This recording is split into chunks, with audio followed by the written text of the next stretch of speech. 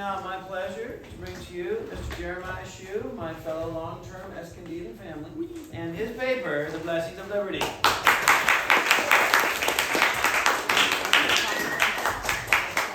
I'm not going to make you sing this one. Oh, come on. We, the people of the United States, in order to form a more perfect union, establish justice, ensure domestic tranquility, provide for the common defense, promote the general welfare, and secure the blessings of liberty to ourselves and our posterity, do ordain and establish this Constitution for the United States of America. The preamble to the United States Constitution describes several motivations for the government restructure that the Constitution proposed. Serving as the Constitution's mission statement, these fundamental goals express the founders' ideas of what a government ought to be. As the rest of the Constitution describes the founders' plan to accomplish these goals, a common theme appears. The government is given power over the people in order to preserve the stated goals, but it is also fundamentally restricted in that power. The concept of liberty shows itself in the mindset that the government must be careful to restrict citizens' pursuit of their desires as little as necessary, while still establishing justice as a way to keep citizens from attacking those pursuits in others. Striking the balance of a limited yet effective government was critical in creating a nation that would be a wellspring of liberty. The first three words of the Constitution, we the people, show a crucial aspect of the founders' idea of government. The Constitution was not a document created by a monarch or a dictator without the consent of the citizens. Rather, we the people ordained and established this Constitution for the United States of America. The delegates at the Constitutional Convention, who assembled to draft this new document, were tasked with representing the people so that the new government would serve the needs of those under its authority, not only those wielding its authority. Rule by the people is a translation of the Greek roots that form the word democracy. And Athens was known for its democratic structure millennia before America was even discovered. Therefore, America's founders could and did consult many classic works of political thought in order to understand what flaws a democracy could possess. Plato exposed some of the potential problems in the structure, which is part of why his work called The Republic actually advocates for neither a republic nor a democracy. Similarly, Thomas Hobbes theorized that governments are founded as institutions of the people, but that those governments can only become strong and stable by delivering absolute power to a monarch. Even in the American founders' own writings surrounding the development of the Constitution, they wrestled with the difficulties of scale that the new nation would have to conquer if it were to be a direct democracy. Plato's Republic discusses the ideal city, considering many potential weaknesses in various proposed structures. As a free man living and working in Athens, Plato had the opportunity to participate in Athens' direct democratic style of government. He could often witness the assembly, where citizens would gather to serve as both legislators and jurors. This system gave the power of governance to the people, which was praised for its promotion of freedom. However, Plato saw that the skills required to gain respect and therefore authority in the assembly were not necessarily the skills needed to govern effectively. In Plato's Gorgias, Socrates and Gorgias are discussing the art of rhetoric. Gorgias comments that he often accompanied his brother, who was a doctor, and met many patients who were reluctant to submit to medicine or surgery. Gorgias found that his skills in rhetoric were far more effective in persuading the patients than any appeals to the doctor's expert knowledge.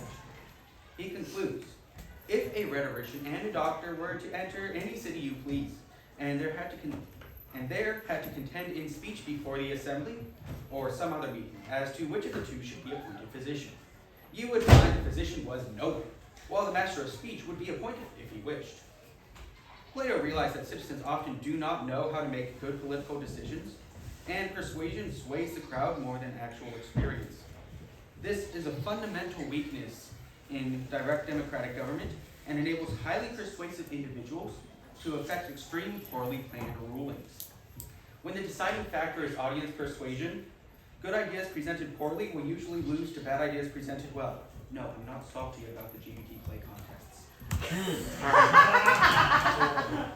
For instance, during the Peloponnesian War, Thucydides reports that in the span of one day, the Athenian assembly proposed, discussed, voted, and began carrying out a new military policy against the rebellious city-state Mytilene. This particular policy sentenced all Middle-Indian citizens to either death or slavery. The decision was motivated by a fear of revolt, but the very next day, the assembly gathered to reconsider. Cleon used powerful rhetoric to defend the sentence, but Diodotus was eventually able to convince the voters to overturn the decision. Nevertheless, it was still a close naval race to stop the ships that had already left to destroy Mitylene. Athens' response to the Mitylenian revolt exemplified what Plato expected: democracy's vulnerability to decisions based on public opinion and persuasion that disregard rationality.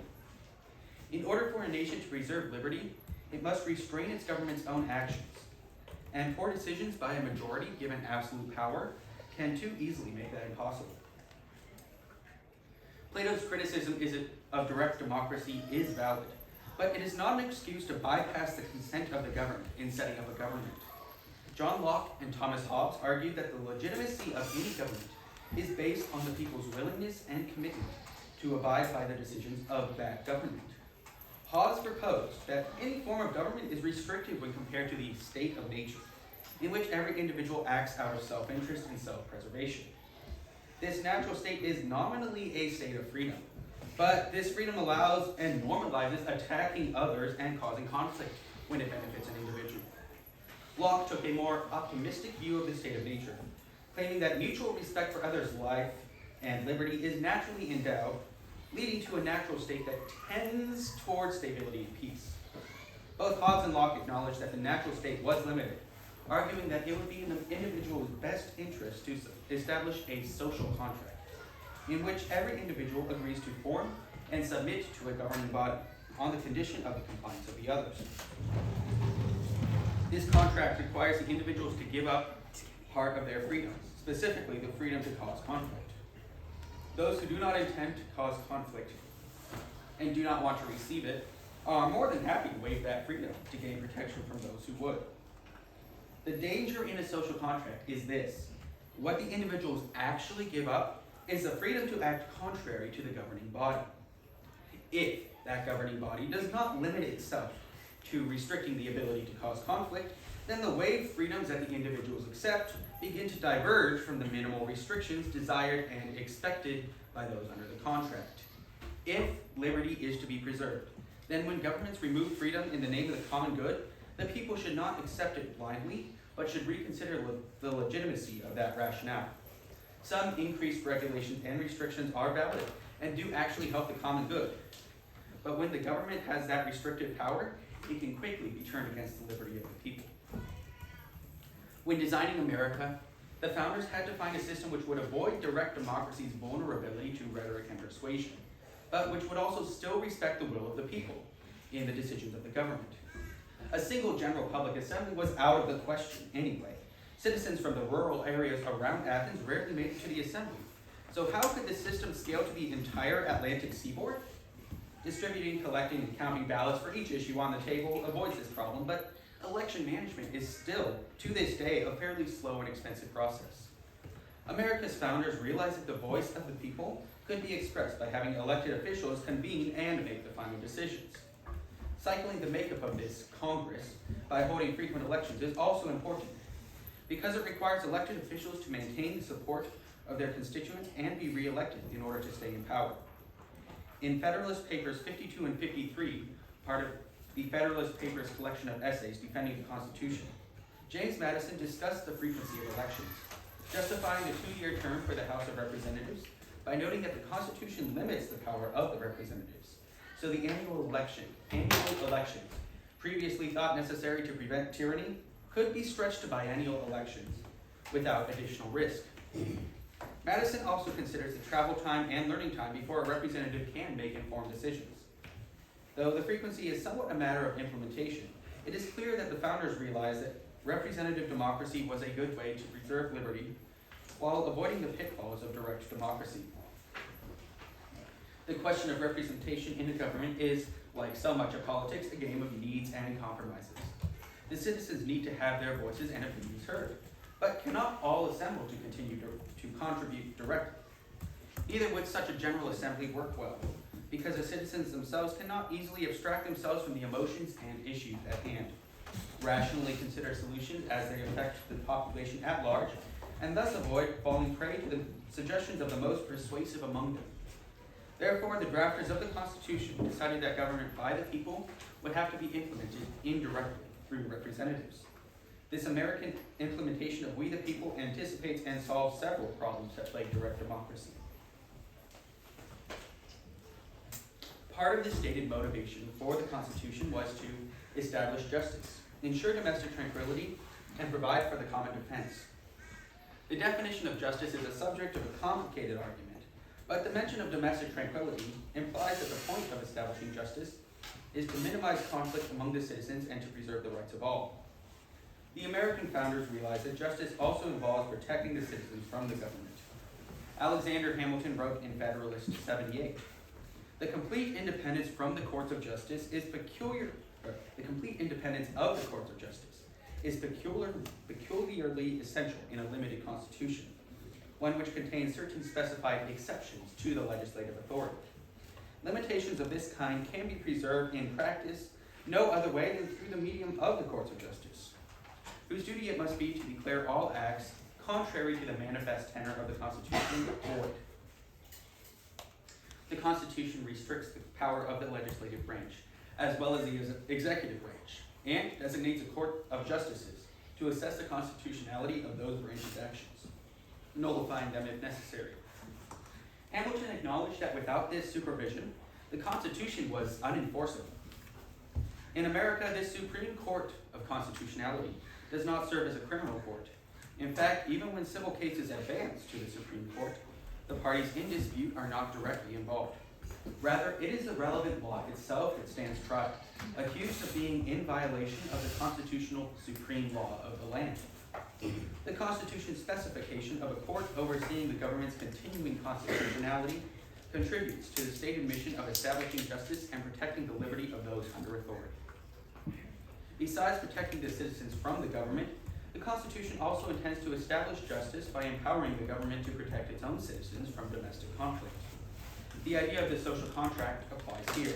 In the state of nature, there is every opportunity for one individual or a mob to harass, threaten, or attack others, disturbing the peace and infringing on the rights of the victims of this conflict, who then establish and demand an authority to declare these acts unacceptable and punishable. Thus, the government creates laws that assign consequences to actions that harm others, and must also establish a system to investigate accusations and, if found guilty, enforce the consequences set out. This is the reason for the lower levels of the American judicial branch, both civil and criminal courts. Punishing people who harm others is necessary to protect liberty among the citizens. However, investigating accusations fairly and administering justice, not just punishment, is crucial to protect the liberty of those accused. The Constitution included several provisions to protect the fairness of the judicial process, many of which are part of the Bill of Rights, the first 10 amendments to the Constitution. The 4th through 7th amendments in particular deal with trial. For example, the 6th Amendment protects the right to a jury. In all criminal prosecutions, the accused shall enjoy the right to a speedy and public trial by an impartial jury of the state and district wherein the crime shall have been committed. The use of the jury in criminal trials is a central element of the ancient Greek play, the Oresteia, a seemingly eternal chain of revenge killings. Agamemnon sacrifices his daughter Iphigenia to the gods to gain a fair wind home from the Trojan War. When he returns, his understandably furious wife Clytemnestra kills him. Their son Orestes then kills Clytemnestra to avenge his father's murder, and the Furies represent the revenge-seeking family clans that then try to kill Orestes. To stop the chain and establish justice, Athena sets up a courtroom and a jury of 12 Athenians to try Orestes, who is eventually acquitted by 6 jurors and Athena's tie-breaking vote. The Oresteia illustrates how jury trials are a more civilized justice system than revenge killings. Additionally, jury trials are more fair than cases tried directly by the government. As Alexis de Tocqueville noted in Democracy in America, when juries of citizens decide if the defendants broke the law, both the legislative and judicial branches of government are overseen by the people. Jury trials protect the rights of defendants in cases of criminal accusations, which is how the Constitution establishes justice and liberty, instead of just establishing a fear of governmental force. In order to maintain domestic tranquility, the government must be able to keep peace and order inside its territory. This need often manifests itself when citizens feel unsupported or endangered by the government's actions or the current political situation. This situation is especially problematic when several groups want mutually exclusive responses from the government. This division can escalate to damaging riots, civil war, and a phenomenon Thucydides called stasis. This word in English means standing still, and in ancient Greek political jargon, it referred to opposing forces in a society holding each other in deadlock and preventing the society from running smoothly. The same root of standing suggests the related concept of a political faction standing together. During the Peloponnesian War, economic struggles struck Thucydides' home city of Athens, and he watched fear and desperation undermine the peace and tranquility of the city. He described the perils of the revolution. The suffering which revolution entailed on the cities were many and terrible. Reckless audacity came to be considered the courage of a loyal supporter. Even blood became a weaker tie than party. Thus, every form of iniquity took root in the Hellenic countries by reason of the troubles, and society became divided into camps in which no man trusted his fellow. The Constitution provides Congress with the power to stop insurrections that rise out of this chaos. In Article 1, Section 8, the Congress shall have power to provide for calling forth the militia to execute the laws of the Union, suppress insurrection, and repel invasions. The power of law enforcement is limited, however, by the First Amendment, which protects the right of the people peaceably to assemble and to petition the government for a redress of grievances, and the Fourth Amendment, the right of the people to be secure in their persons, houses, papers, and effects against unreasonable searches and seizures shall not be violated, which applies to arrests, searches, and restraints. The Constitution therefore acknowledges that the people have the liberty to voice their opinions and complaints against the government, and provides limited power to the government to prevent these assemblies from causing harm to others. In this way, the Constitution is able to ensure domestic tranquility. Beyond internal conflicts, governments also have to protect the liberty of citizens from attacks by invaders or conquerors from other nations. The Constitution acknowledged that the government restructure it proposed was in part to provide for the common defense. Prior to the formation of the Continental Army for the American Revolution, defense mostly took the form of local militias, in which citizens would train together and keep themselves prepared to assemble and fight at a moment's notice. The same clause that gave Congress the power to use that militia to stop insurrections also empowered it to repel invasions. Nowadays, the federal government maintains a standing army which has taken over that role. However, a standing army was not the same as a militia in the eyes of the founders. This is reflected in the text of the Second Amendment, a well-regulated militia being necessary to the security of a free state. The right of the people to keep and bear arms shall not be infringed. However, it is worth considering why granting citizens the right to bear arms was expected to preserve liberty. The Virginia Declaration of Rights from 1776 was inspiration for the Constitution's Bill of Rights.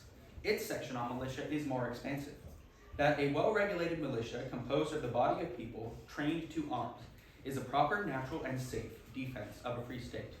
That standing armies in time of peace should be avoided as dangerous to liberty, and that in all cases, the military should be under strict subordination to and governed by the civil power. This additional context implies that the citizens must be able to bear arms and form militias because troops in a federally controlled standing military protect the interests of those in power, instead of simply defending their own homes. If a corrupted government desires to turn the military against its own citizens, the citizens must be able to counter the attack. Therefore, the Constitution protects liberty by defending the nation against conquest, and the Second Amendment protects liberty by allowing the citizens to defend themselves against the government.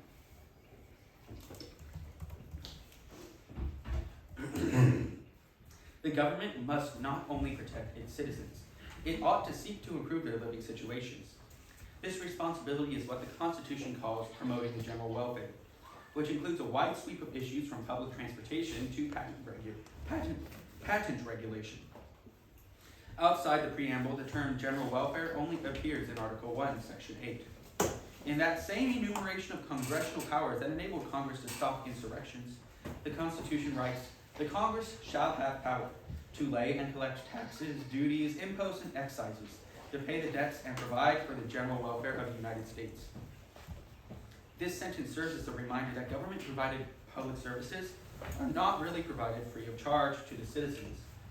It gives Congress power to tax the citizens in order to have money to apply towards the general welfare.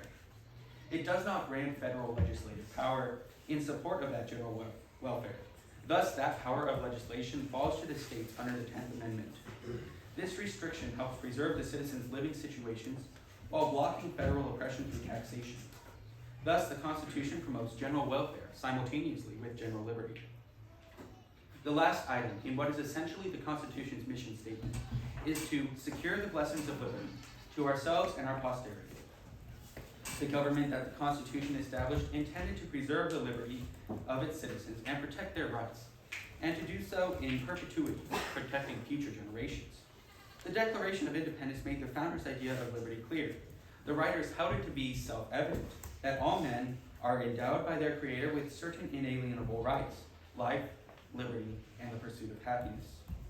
By phrasing liberty as a God-given right, the founders established that the government cannot simply remove the right to liberty from the people, because it was not the authority that granted that right in the first place. The role of the government, then, is to restrict itself from enacting decisions that infringe on that right. But what does the right to liberty mean in the context of America's founding documents? Did freedom and liberty seem synonymous to the framers as they are often used today? Thomas Jefferson wrote in 1819 that rightful liberty is unobstructed action according to our will, within the limits drawn around us by the equal rights of others. I do not add within the limits of the law, because law is often but the tyrant's will, and always so when it violates the right of an individual. End quote. Jefferson at least believed that liberty was not full authorization of any action, but only what could be done while respecting the rights of others. This definition is, in a sense, free, because it requires that obstruction of an individual's action must be justifiable by that action's effect on others' rights. Jefferson's clarification did not automatically justify any obstruction that is codified into law, because the law is changing and subject to the legislator's will. Nevertheless, in order to actually realize the blessings of liberty, the law must be constrained so that it only restricts individuals' actions as much as is needed to protect the rights of others. The structure and limitations set up in the Constitution establish perpetual restrictions of the power of law in order to secure the blessings of liberty to generations of Americans. In nearly every organization, the mission statement is a way to emphasize the issues the organization cares about, and from those issues we can infer the organization's core values. Early America, as established by the Constitution, was no different. The preamble to the Constitution, America's mission statement, focused on government by a union of the people in order to provide a just and peaceful nation whose citizens are protected from external invasions and social discord. These noble goals form the basis of a nation designed to be a wellspring of liberty. Ben Franklin allegedly summarized the new government as a republic, if you can keep it. Therefore, for the sake of ourselves and our posterity, we all must understand why and how the Constitution protects liberty, so that our generation can keep it.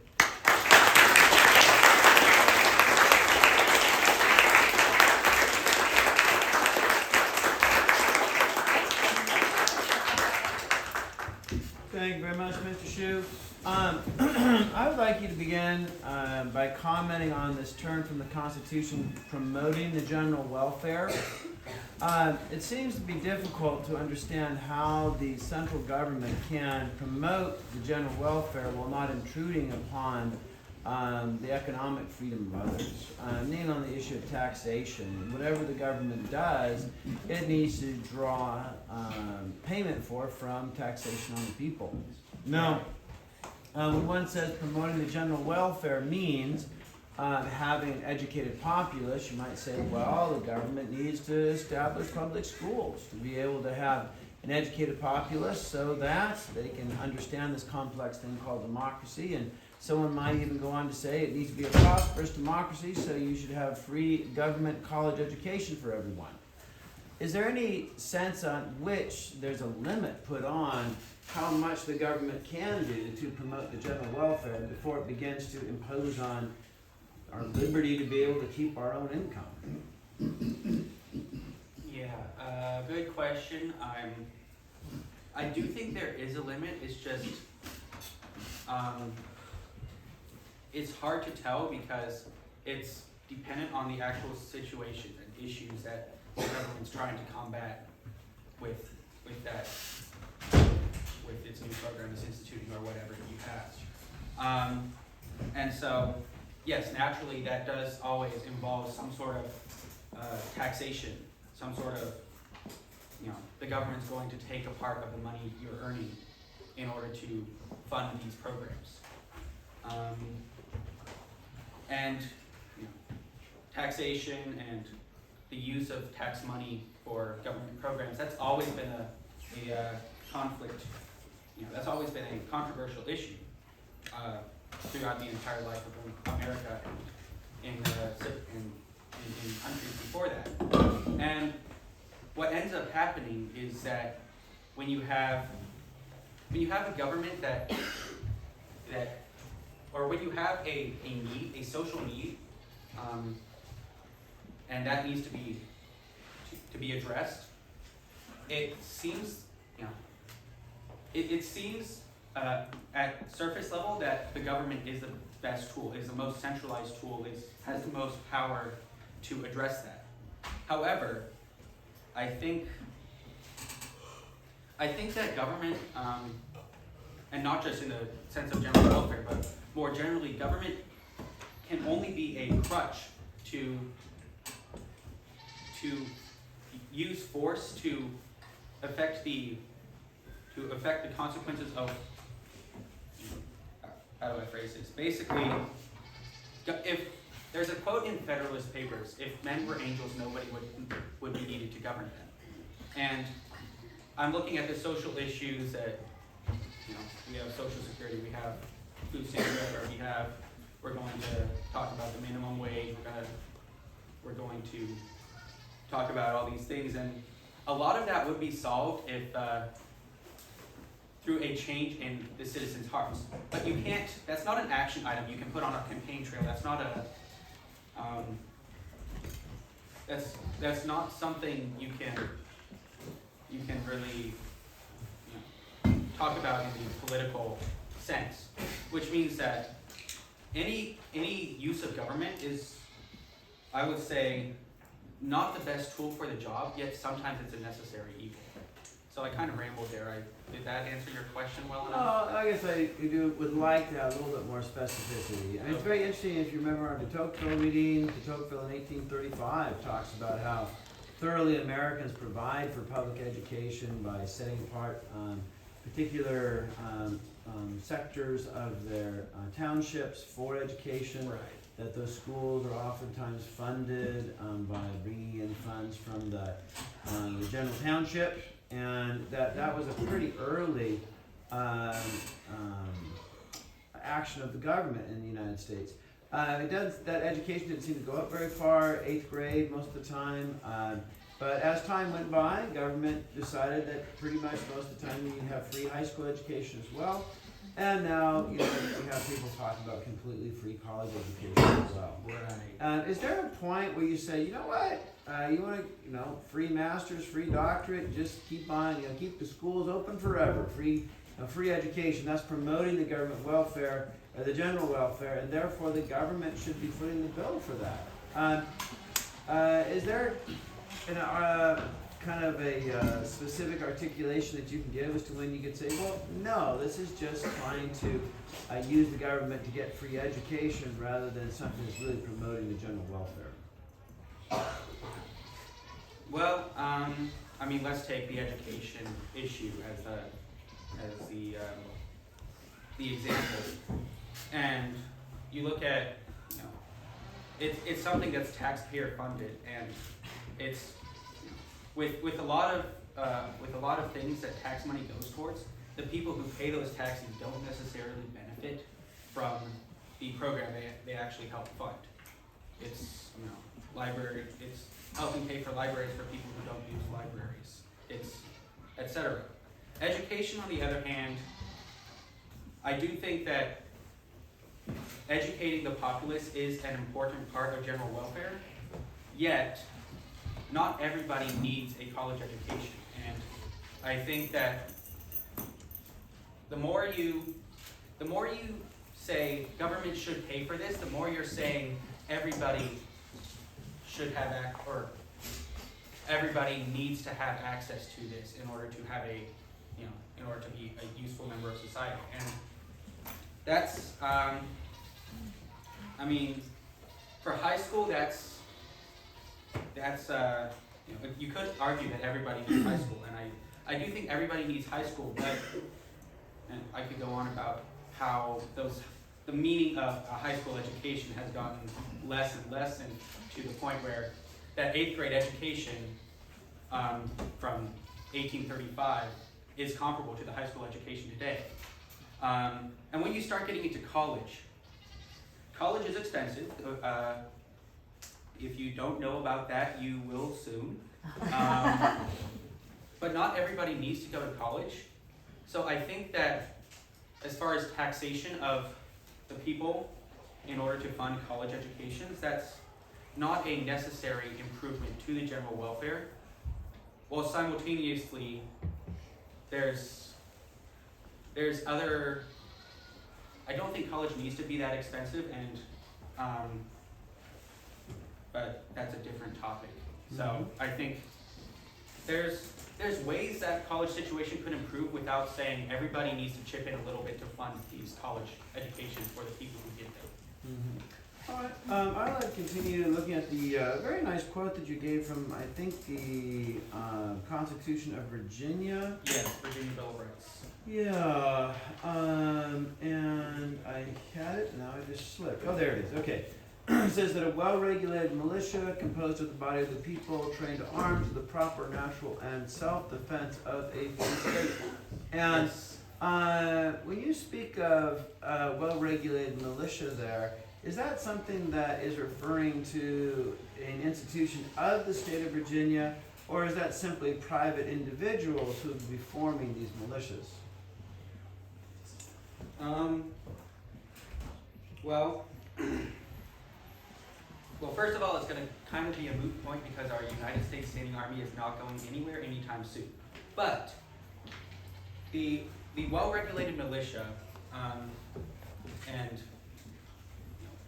Second Amendment is, of course, really controversial nowadays because we get mass shootings every week, and people always bring up Second Amendment and well-regulated militia, and what does that actually mean? And it doesn't necessarily mean that every citizen needs to have the right to own their own gun. It does point towards states establishing their own, instead of having a standing army for the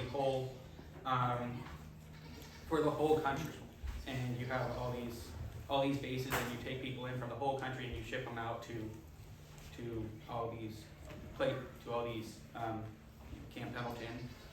And instead of that, you appeal to the people's desire to protect their own homes, and you assemble smaller military groups that are designed for defense of their own homes, their own state, their own society. And that's the motivation you give for the militia members. And so I think that would be a institution of the state. Maybe in alternate universe, it could even be the institution of the town or the county. But at that point, administration starts to get too much for individual counties to handle. So you got to strike that balance between keep it local so that the militia members are inclined to have the motivation of protecting their own homes, while also you still have some administrative overhead. You still have resources that have to go into that. And so I think the Second Amendment is motivated by, we don't want the federal government to be able to take that away and replace the defense aspect with a standing army that's the Department of Defense, and we've seen what is not necessarily defense of our own homes. So yeah. Okay, well, taking the assumption then that well-armed militia does imply the right of individuals to bear and own arms, it does seem very reasonable to argue that an unarmed people is a people very ripe for having their liberties taken away. If you're going to try to take away people's liberty and they are well armed, that's going to get controversial. And yet, in order to defend them, in order for citizens to defend themselves against a central government's army, if you just have your pistol and they're coming after you with an F-18 strike fighter, it seems like there's not really a commensurate response there. In order, if we are interested in defending liberty against an oppressive central government, how extensively does a people need to be armed to resist their own government? That is, I don't claim to know all the answers on that, because if I did, I solve so much of what's affecting us today. It is difficult to say, we have to arm the citizens to be able to, evenly match with the standing army in case that standing army turns against us. And also say, well, who pays for that? Who gets the tanks? Who gets the F-18s? Who gets, and also, if you have guns given, in people's homes, there's 3 on the other side of that wall, but they don't, that's not, if you have those weapons and you have the citizens with those weapons, there's going to be people that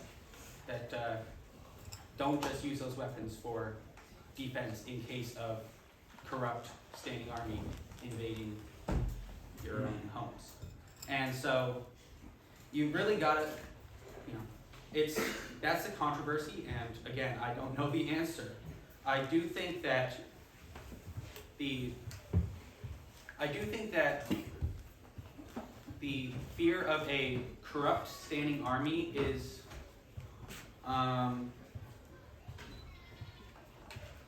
it's an issue that doesn't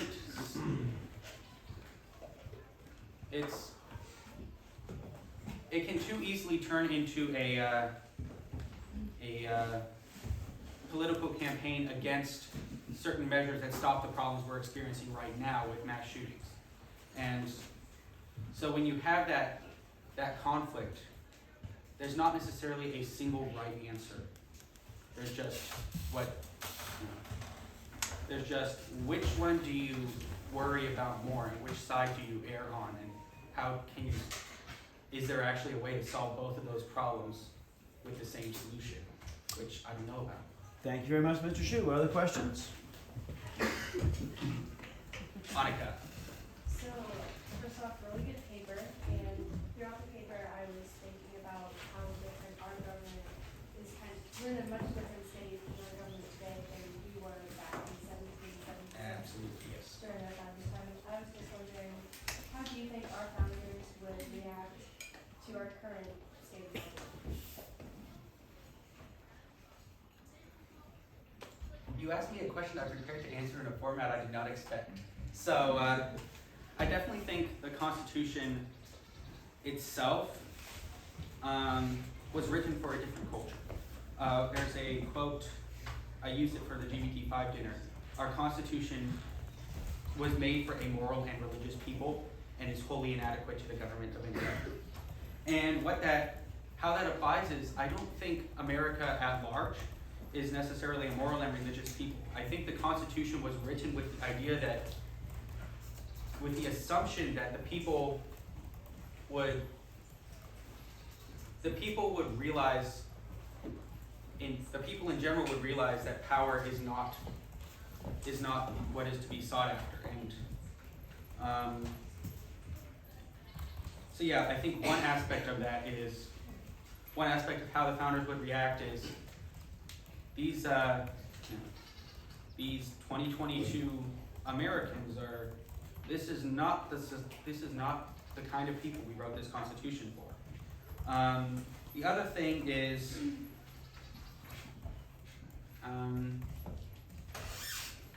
Well, we have, I don't know it well enough to quote it, but George Washington's farewell address, which,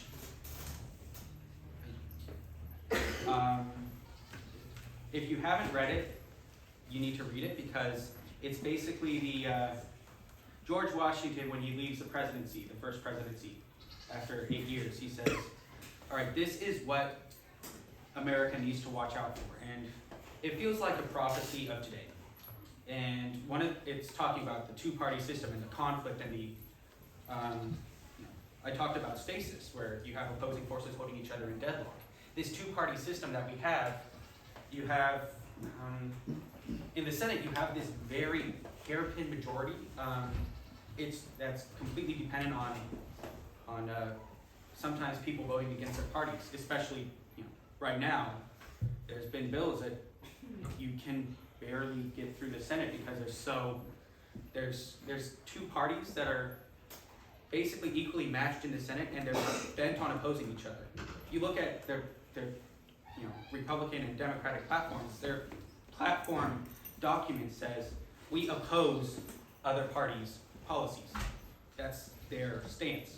And when you have that, you don't have people participating in civil discourse about what's actually best. You have people opposing the other parties, opposing the other party at all costs. And that's, when you see that, that really, I think, signifies a breakdown of what the founders intended.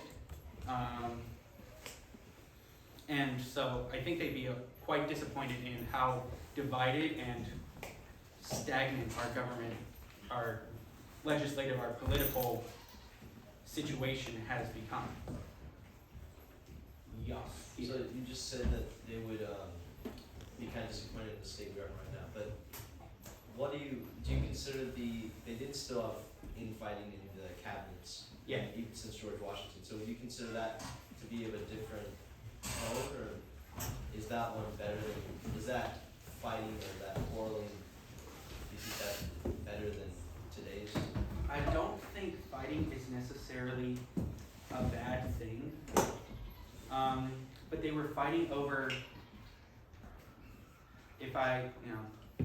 somebody's probably gonna fact check me on this history, but a lot of that fighting was over what solution would be best for the problem we're facing, not which problems are we going to solve and when you move the disagreement from, all right, we all agree this needs to be solved, but we don't agree on how we're gonna solve it, versus we all agree that there's problems, but we don't agree on what those problems are.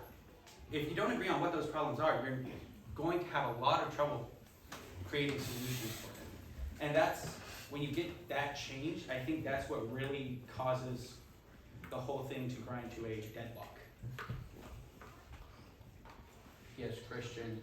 So, you talk a lot about, you mentioned Hobbes and the state of nature in your paper, and how in the state of nature, people are free to use their freedoms to take other people's freedoms. Right. It's not like, robbing, killing, other forms, that kind of thing.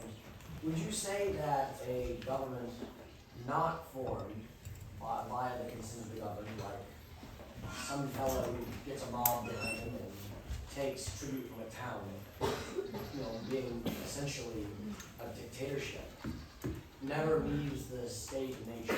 I mean, do you believe that you never leave the state of nature if you don't form a social contract, but you still form a government?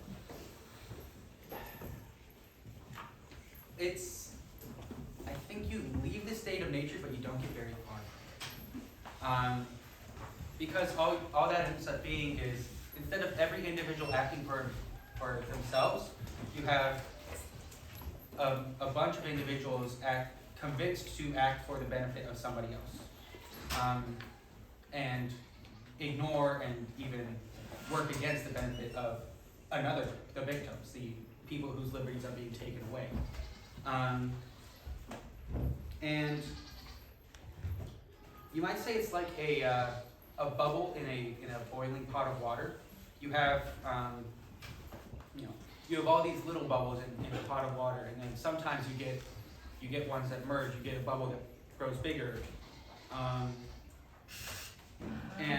you can have that without the entire thing, you know, becoming united.